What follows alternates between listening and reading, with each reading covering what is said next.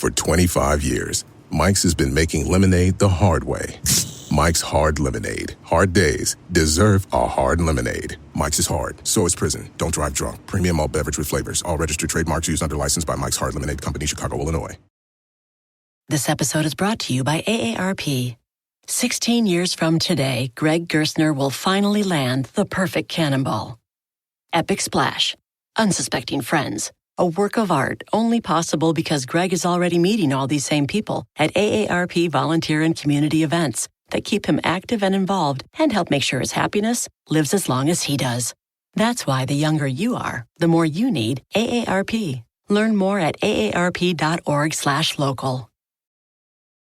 Coming up this week on the Course of Life podcast, our front nine gets going with a new name at the top of the board on the PGA Tour and a live golf win in a major as well, plus a wild night of wrestling that I experienced in Austin, Texas, and a lot more from us in our lives. This week's featured guest, I got to catch up with at the PGA Championship. It's Keith Stewart of Read the Line. He helps break down and simplify the crazy world of betting on golf and understanding all these crazy plays that you can make in the game we love. Plus, it's a Boston sports playoff update, and when we always end with food, it's a unique burger topping, and somebody on the show got burned. Tune in for all that and more, brought to you by our friends at Desert Fox Golf. It is Father's Day gift season for sure. On our Course of Life Father's Day gift guide, first and foremost, our golf products from Desert Fox Golf, and everything they do, from the phone caddy to the swing aid tumblers, the new DJ 10 speaker, and more. They have patriotic lines if you want to celebrate the summer holidays like July 4th, or just get an awesome golf gift for your dad. Head to desertfoxgolf.com. Promo code Course of Life to save you some money on that purchase as well. Promo code Course of Life, very important you get that in there at desertfoxgolf.com.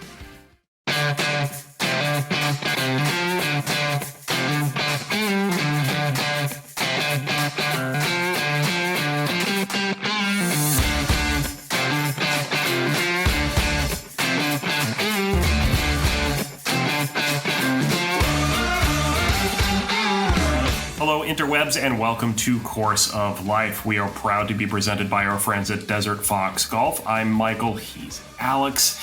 And Alex, let's get down there to Fort Worth and the Charles Schwab Challenge at Colonial, because it looked like, from how things were shaping up, that Scotty Jailbird Scheffler was going to do his thing. Love that nickname. And take the victory away and just kind of make his way up the leaderboard. He shot 65, 63 Friday, Saturday. So you were like, oh man, he's primed. He's going to go low. He's going to take the lead away. Everyone else is going to fall away.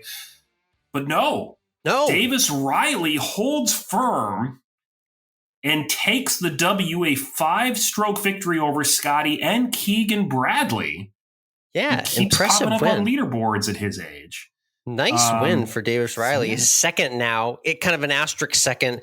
Remember, he won the Zurich Classic, the team competition, with Nick Hardy to keep himself out on tour for as long as you've seen him now. Huge breakthrough there. And yeah, we were all kind of just thinking the inevitable was going to happen, and Scotty Scheffler in front of the home Texas crowd. It's quite literally a home game for him, being a Dallas area resident.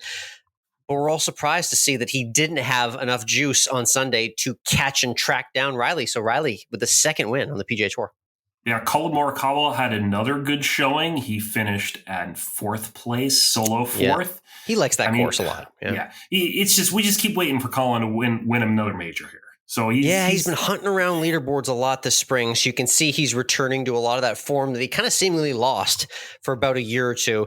We remember him just showing up real quick on the scene in 2020 and 2021 with his 2 majors. It's been quiet since. So definitely eyes on him in the weeks ahead. And I mean, we got a tough U.S. Open coming up at Pinehurst. So definitely a guy to keep on your radar for June. The whole week of Colonial was unfortunately overshadowed by the death of Grayson Murray early in the week. This really came as a shock. Grayson, of course, had another win at the beginning of the season. The story of him overcoming a lot of struggles to get to where he was, and unfortunately, it seems that it didn't work out for him, and it's really been a big shock this week through the tour. Absolutely, yeah. And his family released a statement saying and kind of giving us a little bit of context for everything Grayson's been through. Obviously, life was not easy for Grayson, but he persevered in an amazing way and was loved by lots around him. And it was very sad to see this happen to a member of that PGA Tour family. But really the reminder for you and I as friends and podcast hosts and listeners out there and people that just love everything that's great about life and this game here on the Course of Life is that, just don't be afraid to check up on a friend or a family member just randomly, just because you can and you love them and you have the opportunity to. Always take those moments in life to do that. That's kind of what we're all trying to do in this community. This is why we love this game and why we come together, is to be friends and be allies for each other throughout life. It's a crazy world out there, Mike. So just go ahead and check on the ones you love a little bit more in honor of Grayson as well. And if you're feeling really low and you don't feel comfortable reaching out to any of your friends, there is the Suicide and Crisis Lifeline at 988. You can call that and they can help you through your situation. Again, that's 988. It's the new Suicide and Crisis Lifeline. But yeah, reach out to your friends. We love each and every one of you that listen to this podcast. That's why we keep doing it. So just know that we love you. Absolutely. Well said. We're here for you to give you a little escape. And we're going to try to keep talking golf here and other stuff. And we'll, our thoughts and prayers with Grayson Murray and his family and everyone else on tour. Let's talk about the Senior PGA Tour. They had the PGA Championship, the KicthenAid Senior PGA Championship. Yep. And it's kind of surprising if you go to the Champions Tour website that's done by the PGA Tour. There is an article on their homepage that you can see that says, life is perfectly good following a T4 finish at the Senior PGA for Jason Caron. Yep. Shout out to Low Club Pro. Shout out to him. Absolutely no articles about live golfer Richard Bland taking the win. Oh, who actually won? The guy who actually won the major. Literally no articles on the Champions Tour website about this guy winning or that the tournament even ended. Yeah, you think he's getting blackballed out here? Is that what's going on here? I think we're washing this one from the books right now is what the Champions Tour seems to be trying to do. Yeah, it's an interesting time. And for those who haven't kept up, kind of the thing that we're seeing a lot more of in these tournaments is onesies and twosie occasions where live players are getting exemptions in tournaments they kind of weren't a year or two ago. This being another one of those examples, and Richard Bland playing in the PGA of America field. Again, this is more so a PGA of America decision and field. So they're at liberty to bring in whoever they want. We saw live golfer Thomas Pieters playing on the DP World Tour in Belgium this past weekend. Bland breaking through in a big way. We saw him have a big breakthrough at age 49 in a couple of major moments in the last couple of years before he went to the Live Tour. Good to see his name resurface and get a big major championship win, though. Yeah, I'm curious to see how they keep covering this because, of course, Brooks Koepka won the major last year, so he was the first live guy to actually take a big prize. Richard Bland now doing it on the senior circuit. So, good stuff for live. Yeah. If you're live and you're a PGA of America fan, you're getting your guys at the top of the board, which is what they want to see to establish themselves in any way possible. And that other person that you mentioned on the top of the board, which does deserve that second shout out, Jason Caron, a club pro who by all means probably could play the PGA Tour Champions full time. But you know what, Mike? He just loves his life as a PGA professional. So this is his major every year. And he was competing. He was within one down the stretch and almost caught Bland. So shout out to Jason Caron for being another great story from Michigan as well. We have another major championship coming up this next weekend. It's that time of year where it seems like every tour has some sort of major championship going on. It is the U.S. Women's Open. They will be at Lancaster Country Club, which last hosted the U.S. Women's in 2015. Okay. No surprise here, Nelly Korda, 3.5 to 1 odds going off right now on a Monday. Rose Zhang coming right behind her at 18 to 1. Well, long way off, but still. Who do you think has got a better chance here of winning? Nelly Korda to win her second major this year and to set up keep going on the chances of a major sweep. That'd be huge. Or Rose Zhang to win a major here. No, yeah, Rose Zhang is winning the U.S. Women's Open this week, Mike. Oh, wow. Haven't you heard? Yeah, She is. She got the Course of Life podcast bump. Obviously, after I met her, she immediately goes on to win weeks later. Sure. We're now heading into a major championship, which is full of grit and full of toughness. Why would she not get it done? She's in great form, and maybe she's the one to eclipse Nelly in a really big spot. That's my bold prediction this week. So what we're saying is for those of you who don't know, is that golfers that come on this podcast typically start doing well after being on this podcast. So what we're really trying to say is, Nelly, now's the time. I don't know if you're doing well enough, Nelly Korda. Right. With, the win percentage is down to 7 starts. Yeah, it's getting low. So it's something for her to consider if she can't get it done at Lancaster Country Club.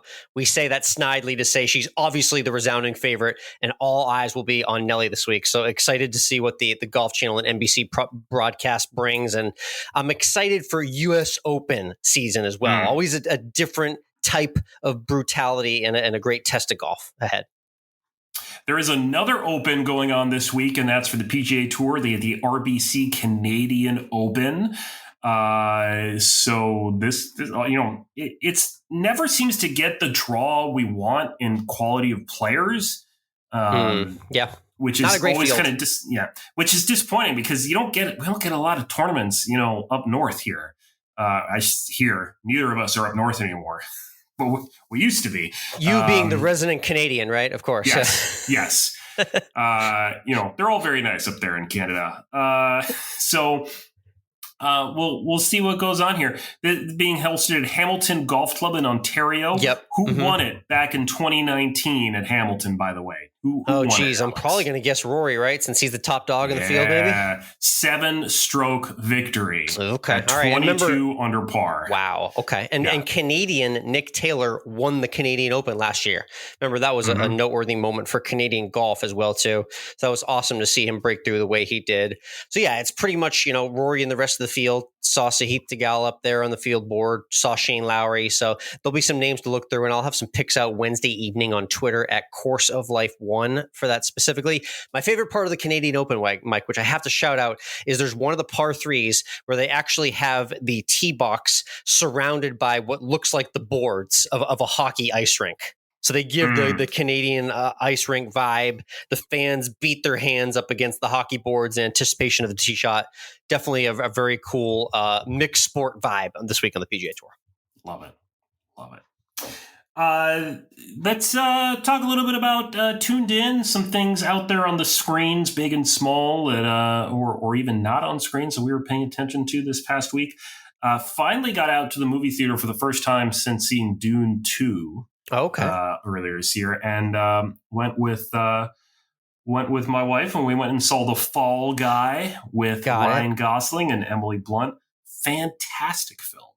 Yeah, you liked it. Great, very, very good. It was funny. It was action packed, and Ryan Gosling. I mean, 2 back-to-back bangers for Ryan Gosling here. I mean, this guy. I mean, first of all, really appreciate that we're putting the two romantic leads, are the same age. Really appreciate that instead of there being a 20-year age difference between the two of them. Ryan Gosling, though, he is so fit. Yeah.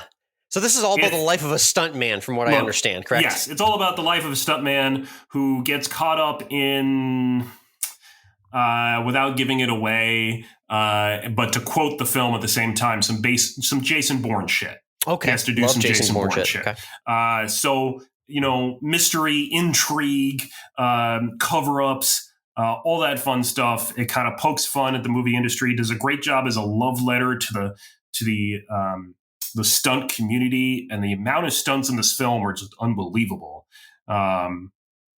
So really, really a fantastic watch, and only 2 hours. How many times can you say there's a good movie that's only 2 hours or less these days? Not very often. We have a big beef on this podcast with movie time length and runtime. So that's a solid runtime for me right there. 2 hours is good, because there came a point where I was like, I feel like I need to go to the bathroom. Can I make it? Yeah, it's only like another hour. I'm good.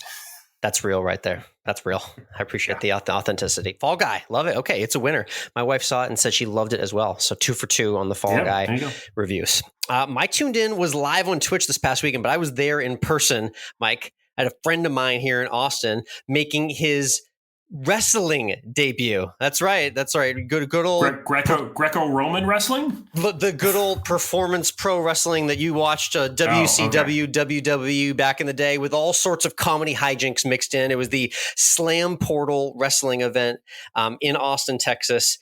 Really basically brought out the inner 11-year-old in me, Mike. It's been a long time since I had actually sat and watched an extended amount of a wrestling performance. But there was soliloquies, there was grabbing of the mic, there was jumping off of cars into the ring, props galore.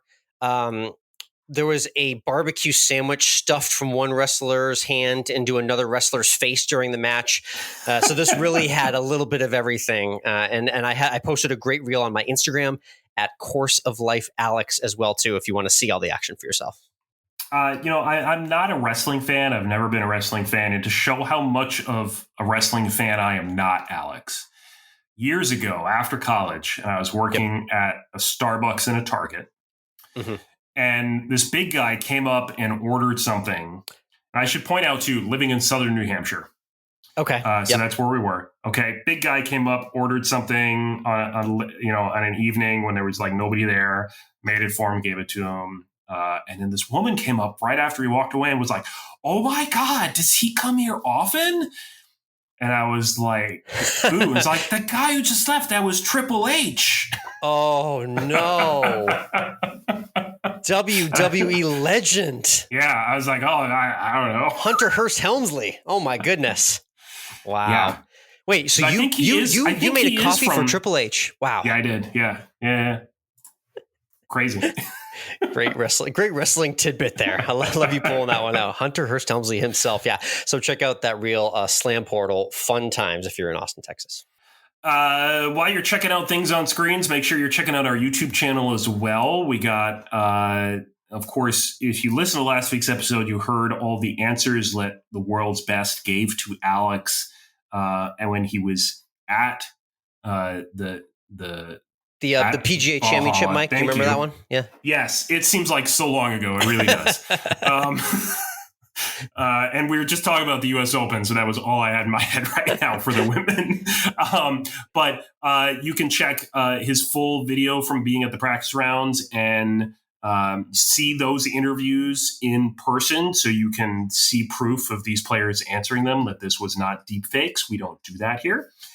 You can see other shorts and stuff that Alex has posted there of like John Daly rolling by in his golf cart, of Tiger Woods and his stride, along with other guys' strides up to the tee box. And you got another one coming out, right, with Tiger Woods, where you just kind of followed him around for a while. Yeah, I mean, the bright and early Thursday morning tee time at a major with Tiger Woods. Every golf fan knows it. Maybe some out there have gotten to experience it. If you haven't, I'm taking you along for the ride, walking with him at Valhalla, the first tee walk up, the introduction, the pageantry of seeing Tiger Woods up close and personal at a major championship on our YouTube page. Just search Course of Life Podcast on YouTube.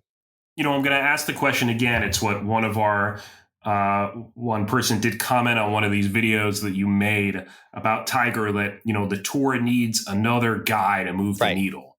He doesn't move the needle. He is the needle. He is the needle. So who else moves the needle? Well, Scotty Scheffler, Scotty needs to embrace his bad boy image of being arrested. Yep. And he can help move the needle. Maybe that's what we need. Scotty Jailbird Scheffler can start moving the needle with this new bad boy image. I tweeted it right out as I was walking on Thursday morning there. And I said, the Tiger Thursday morning gallery is as big as the final round Sunday gallery will be. It is still that insane how many people he brings to wherever he's teeing off at a golf tournament. So you'll get to see it up close and personal for yourself without being in the mobs of the crowds on our YouTube page. I'm not a fan of big crowds. I got to be honest. It was an absolute mob scene at 9 a.m. on a Thursday. So if anyone's wondering, like, oh, is Tiger Woods still popular? Like, do people like yes, they do. The answer is yes, and they do. So really cool video to come to the page this week. Yeah. All right, let's get to this week's guest, Alex. That's right. Yeah, I was at the PGA Championship member, and you always hear me talking about placing all of these golf bets, okay? It might be a little bit mysterious to some. I've started to break down how the odds work to you, but it's a process to learn it all.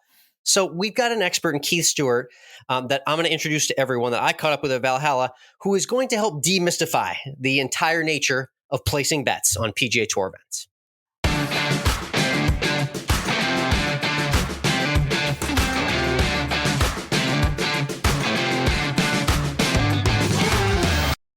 All right, we're here with Keith Stewart, golf content creator that I've seen a lot of on social media. He operates Read the Line and does a lot of really cool golf journalism work, and he's going to help us talk through strategy surrounding betting specifically on golf tournaments as well. We're here live at Valhalla at the PGA Championship. Keith, how you doing today?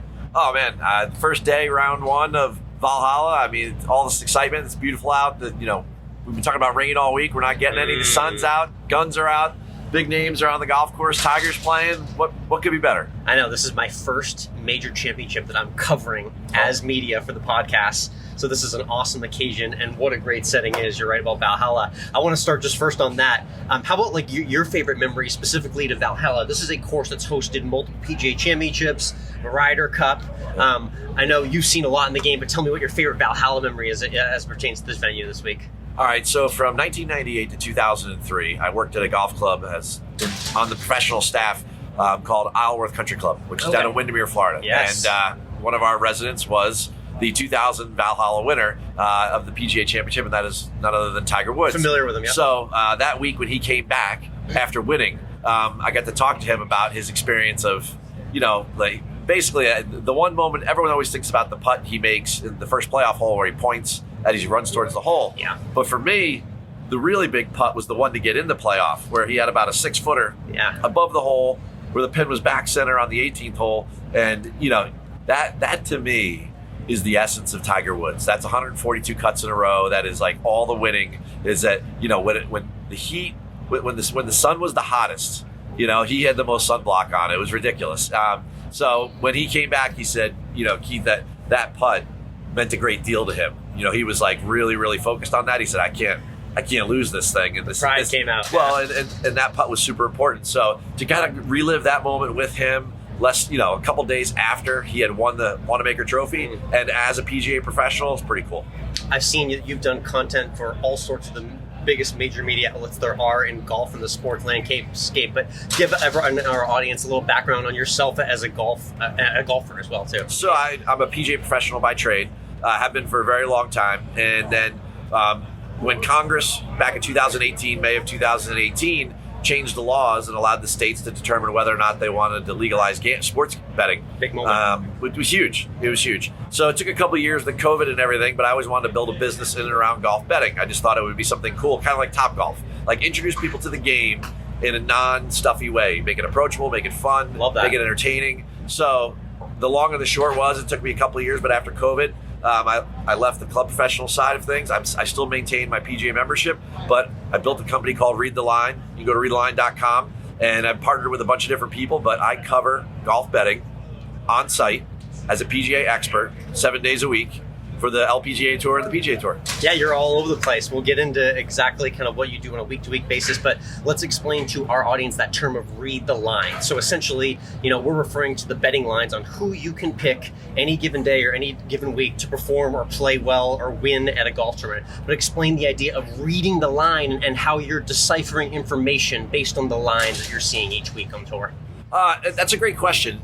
Basically, at first it was a play on words because everyone knew what my background was. And they said, were you starting like a putting training aid or something like that? I said, no, it has absolutely nothing to do with that. But it's nice that people make that connection. Yeah. And it still has to do with golf. But Read the Line, it could be for football. It could be for anything. I'm just a golf professional. And the company currently, we're a media company that focuses on golf betting, right, for the men and the women. So the line is exactly what you think it is. It's the value of what any bet could be, and there's a favorite and then there's an underdog for it, or there's a positive and negative number there, right? So that's called the money line. Now, a lot of times, I don't know why we do this in America, but we always change all the values on everything. So like we use feet and inches versus like the metric system that the whole globe uses. Yes. Well, it's kind of the same way in betting terms. Everyone over here in the States says like 10 to 1, 5 to 1, or 1 to 2, or something like, or like, 7 to 2, or right. Whatever it may be. Like Scotty this week went off at 450, so he would be 9 to 2. Sure. Right? But like,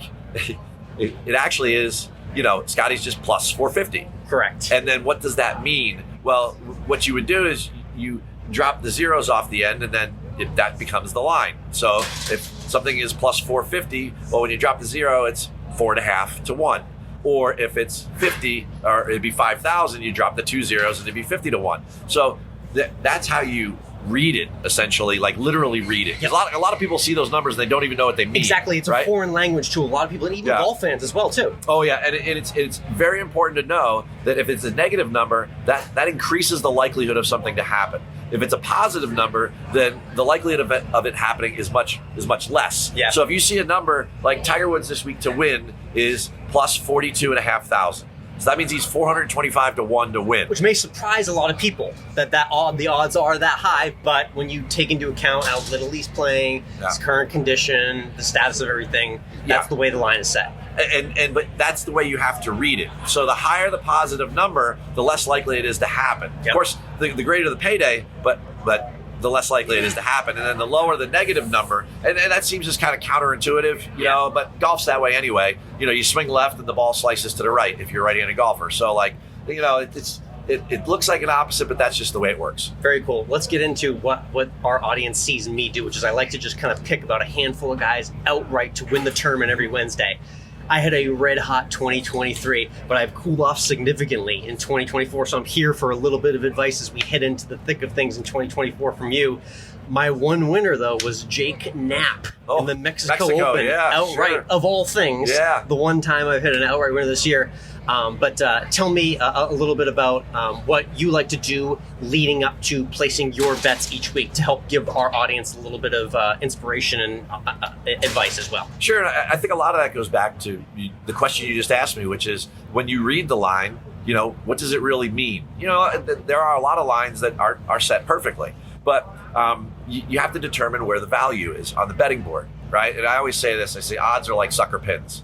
Right, so when I determine where the value is, the last thing I look at are the odds. Okay. Right, so anyone that goes to bet on golf on a Monday, I'm a golf professional, right? So when Monday happens and the odds were officially dropped for that week's event, right? Everyone rushes to DraftKings or FanDuel or ESPN Bet, and they go and they look at see what the number is. So like if I held up my phone and I showed it to you and I said, okay, here's the odds for next week at Colonial, right? I like David Blaine is a magician. I guarantee you I could guess probably who you're going to look at. And the books know that, right? So I feel like those change your perception, right? They immediately grab your attention. So what I do is that as a golf professional, I look at the golf course. So I look at the architecture. I look at the agronomy. I look at what the conditions are going to be. I look at the weather, right? And then I look at the history. And I say to myself, okay, now I haven't looked at one number yet. I'm looking at leaderboards. I'm looking at the way the golf course is set up. I'm looking at a topographical map. If I've never been there before, if I played there, that obviously helps very much. Yeah. But you can't play everywhere. But those are the things I'm looking at. And then because I'm out here on tour all the time, I have a inventory, of guys in my head that I'm like, oh, okay, so this place requires you to be a very good long. We'll use Valhalla as an example. Yeah. It requires you to be very long off the tee. It requires good long iron skill. It requires good putting. Look right? at those stats that correspond to guys. Those stats yet? No, in my head, not yet. Oh, okay, all right. We're still feeling it out. In my head, I mean, I need to know. Like as a golf professional, I need to know who's good at what, and that's what I pay attention to when I'm out here, right? And then I know who's good at what. Then the next step is, are they in good form? So then I'm thinking to myself, okay, how have they been doing? Right? We're still not in like the strokes gained world yet, right? How have they been doing? So when it first starts and I come up with that list of names, it's probably 12 names, right? For any given event, men's or women's. And I'm like, okay, like these 12 people seem like really live to win this thing. Right? And live means like it's a reality, right? Like they're hot to win. There's a good likelihood of that, okay? And then the next thing is it's like, all right, then I go and I look at their recent form. Like, again, leaderboards and such. How have they just been playing? I don't want to know. I really been know like I don't want to know the ins and outs exactly of how they've been playing. I just want to know how have they been playing. And that's going to get that 12 down to like 9 or 10 easily. 8, 9, or 10. Now I've got these 8 or 9, and now I'm going to go to the strokes gained board, right? And I'm going to build a model, and I'm going to look at that, and I'm going to, punch into the model what I believe is most weighted for the tournament that is coming up. So you punch in that, and then you look at the data. And as you look across the data board, certain people are going to pop up to the top of the list. Now I've got that 8 or 9 down to like 6. And now I've started to feel pretty good about these things. Yeah. So then from there, I will go to the odds board. And now we're in this is the fifth spiral of Dante's Inferno I've already gone down to, right? No, this is appreciative because a lot of our audience will just scroll the board and just start picking names, at a random disposal, whereas you're kind of starting with a large sample size and you're trying to weed it down to understand who would be the best pick that week. Yeah, and it gets super confusing because a couple weeks ago I had Read the Line, we predicted Taylor Pendrith to win in Dallas. Okay, nice. So we had 100-1 hit. All right, so he was 100-1 to start the week at TPC Craig Ranch. He wins over Ben Coles on the last hole. He goes to Quail Hollow the next week, and he's 125-1 to win. So the average person that might be listening to this or comes up to me and says, Keith, could you explain golf betting to me? That's a really tough thing to explain. Yeah. Right? And that has to do with strength of field, fit of the golf course, and that's what the books and the operators are all taking a look at, right? So an easier analogy is this, right? Start of this week, we have Brooks at 16-1 or plus 1,600. We had Xander at the same number. Okay, so when you start to talk about value of the odds, right away, you look at that and you go, so those two are tied, essentially, on the odds board. Yes. Yeah. Right? I don't think so. Brooks has 5 major championships, and Xander has 8 top 10s this year. So if your career resume is measured in major championship trophies, and you're at a major championship, or it's measured in top 10s, then what are we talking about? Right? So the value there would be to go with Brooks because he's done this before. Right? Another example of value. A year ago, all we did was talk about Jon Rahm. He had 4 wins to start the year and a green jacket. Correct, yeah. So all we've been talking about is who this year? Scotty. He's got 4 wins and his second green jacket. And Rahm came into the PGA Championship at Oak Hill last year at 8-1 or plus 800. Right? This year on Monday, he opened up at plus 2,000. It was almost 3 times as much. There's value there. Jon Rahm, he never got hurt.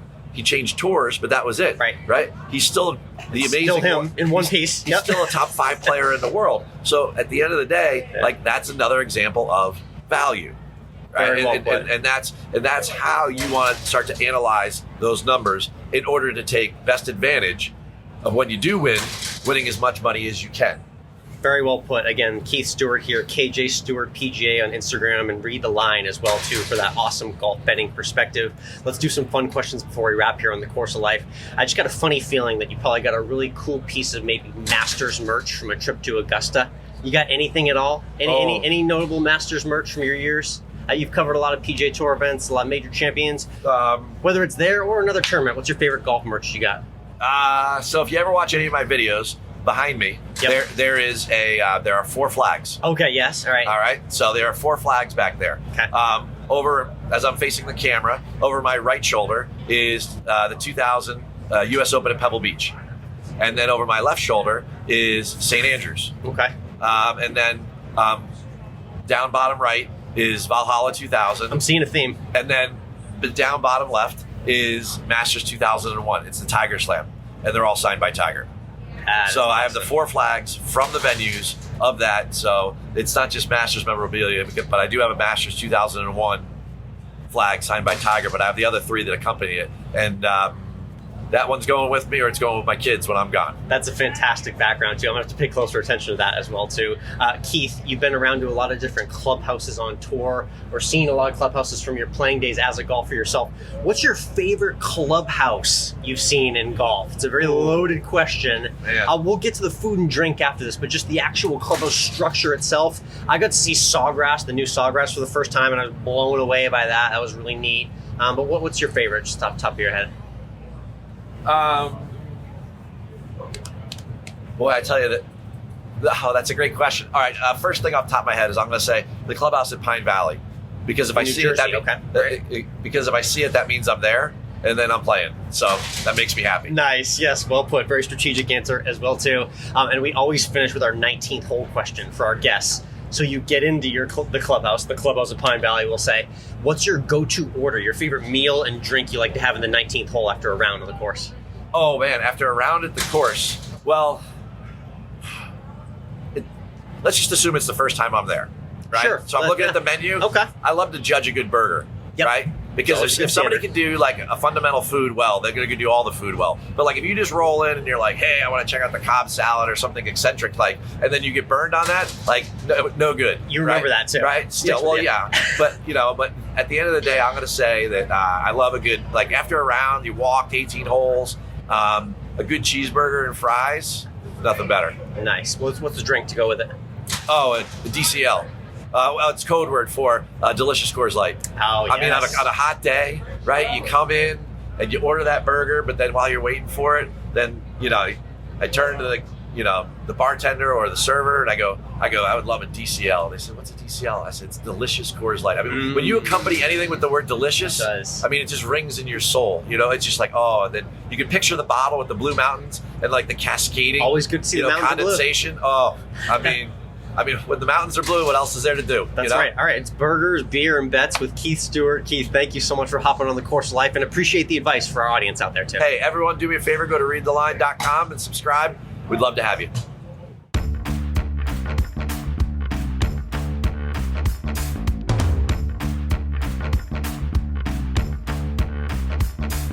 This episode is brought to you by AARP. 16 years from today, Greg Gerstner will finally land the perfect cannonball. Epic splash. Unsuspecting friends. A work of art only possible because Greg is already meeting all these same people at AARP volunteer and community events that keep him active and involved and help make sure his happiness lives as long as he does. That's why the younger you are, the more you need AARP. Learn more at aarp.org/local. Course of Life podcast is brought to you by Zencastr. We've been using Zencastr here since almost the very beginning as how Alex and I record this podcast from hundreds of miles away. And it provides us with great quality audio that works every time. And it's something that makes Course of Life what it is and has kept us being able to make consistent episodes every week. And now it's super easy to record a podcast with Zencastr. You log in using your browser and start recording a high-quality podcast right away. You record studio-quality sound and up to 4K video with your guests. You feel a sense of zen, knowing Zencastr's multi-layered backups ensure you always have your recordings in the highest quality, even if the connection is unstable. And have you ever wondered what you actually sound like? Zencastr's post-production process makes you sound buttery smooth. It automatically removes those ums and ahs in your recording. It removes those awkward pauses in conversation too. Set the right podcast loudness and levels while reducing background noise with the click of a button. Head on over to zencastr.com/pricing and use our promo code CourseOfLife to get 30% off your first month of any Zencastr paid plan. We want you to have the same easy experiences we do for all of your podcasting and content needs. Again, that's zencastr.com/pricing and our promo code CourseOfLife. Zencastr, it's time to share your story. This episode is brought to you by AARP. 16 years from today, Greg Gerstner will finally land the perfect cannonball. Epic splash. Unsuspecting friends. A work of art only possible because Greg is already meeting all these same people at AARP volunteer and community events that keep him active and involved and help make sure his happiness lives as long as he does. That's why the younger you are, the more you need AARP. Learn more at aarp.org/local.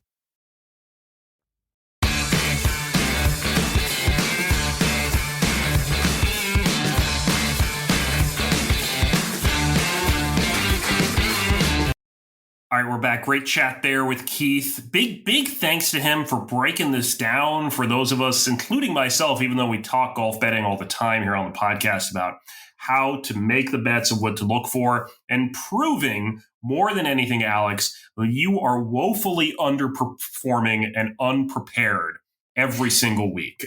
Yeah, I mean, the underperformance is just more randomly relative, but what is a direct fact is that I am not doing as much research as Keith Stewart is doing when he puts his picks out on Read the Line.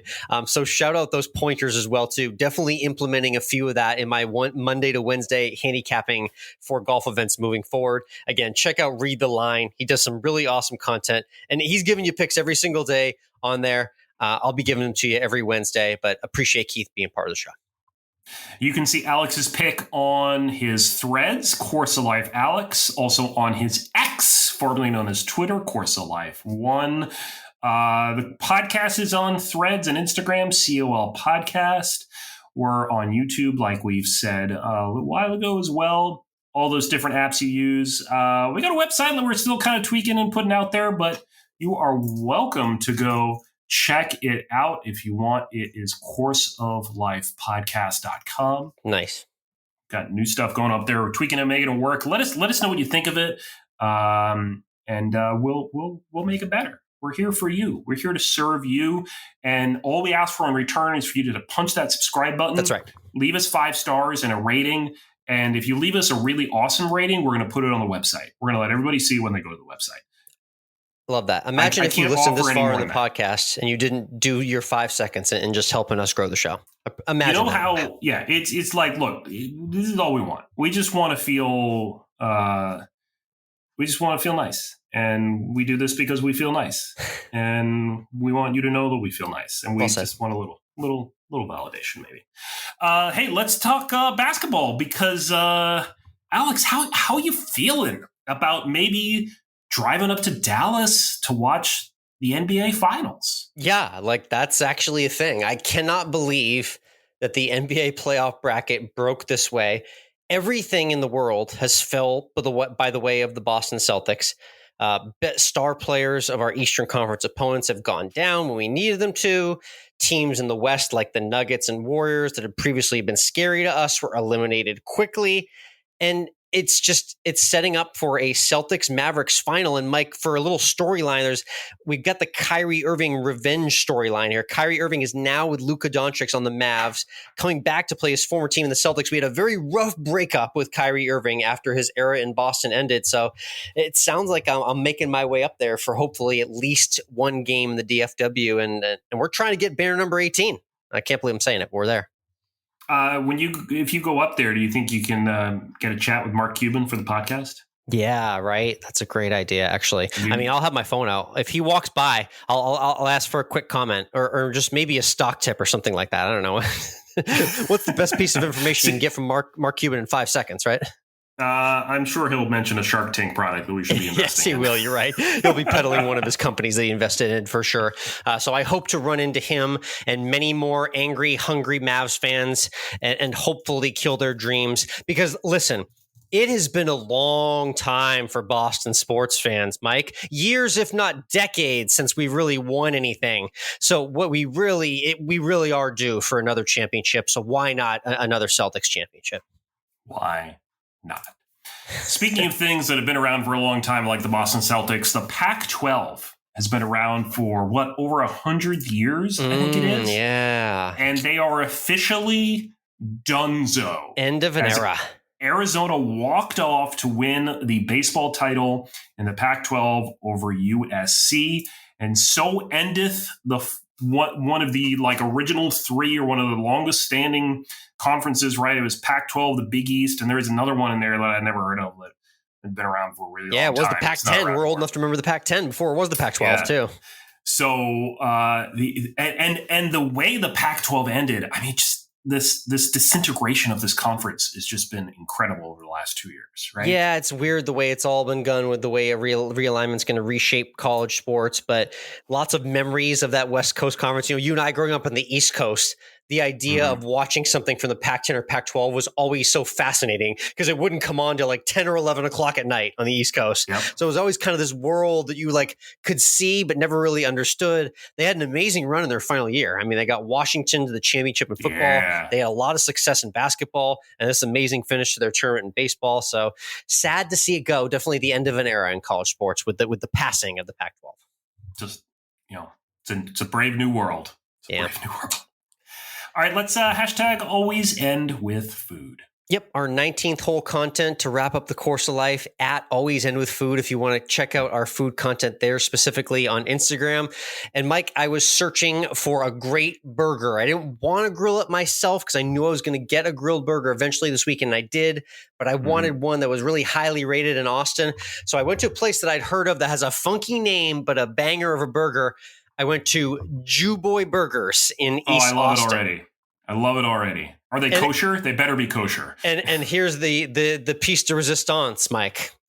There's several different amazing burger creations, but what's that amazingly famous Hanukkah related potato pancake snack called? The latke.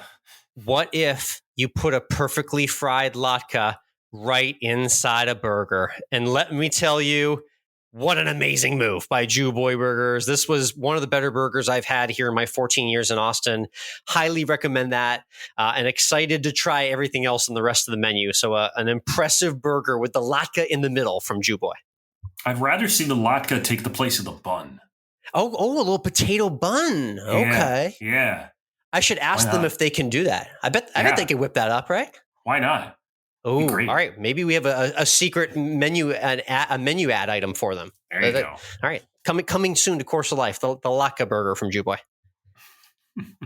And you know what I bet happens there at Jew Boy Burgers, Alex? I don't know if you've done this at all in your kitchen. Is they probably burn themselves a lot. Yes. Oh, the burns, man. What? Yeah. Oh, you have a little trouble with burns recently? I work in a professional bakery. You know, I am a professional artisan baker, I think is what you could technically call me. And so I have burned myself, not as much as I used to, because I don't do the bake anymore. So I'm not dealing with the really hot bread oven, which I would burn myself on at least once a week.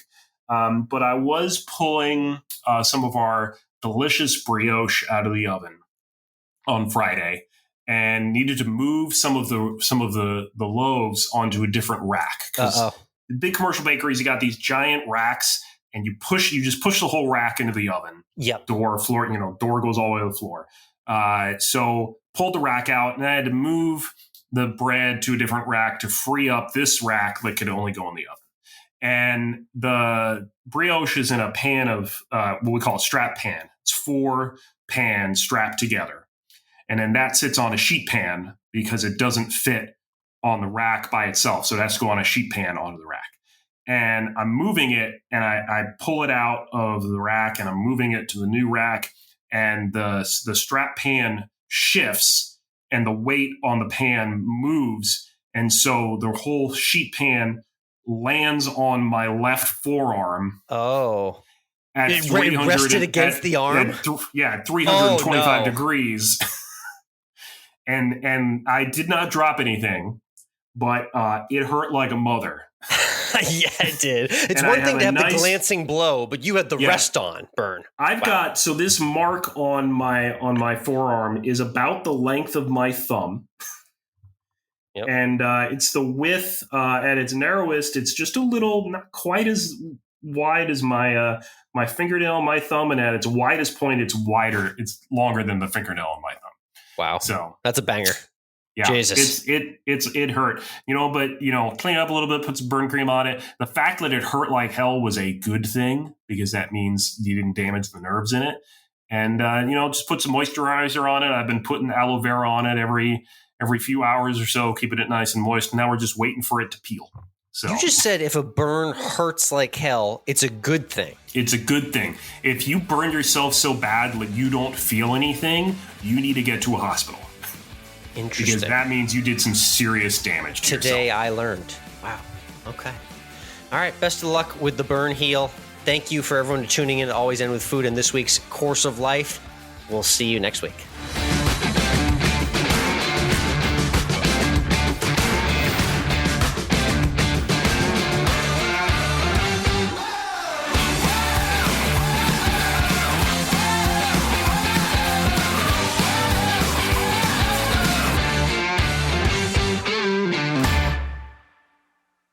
For 25 years, Mike's has been making lemonade the hard way. Mike's Hard Lemonade. Hard days deserve a hard lemonade. Mike's is hard, so is prison. Don't drive drunk. Premium malt beverage with flavors. All registered trademarks used under license by Mike's Hard Lemonade Company, Chicago, Illinois.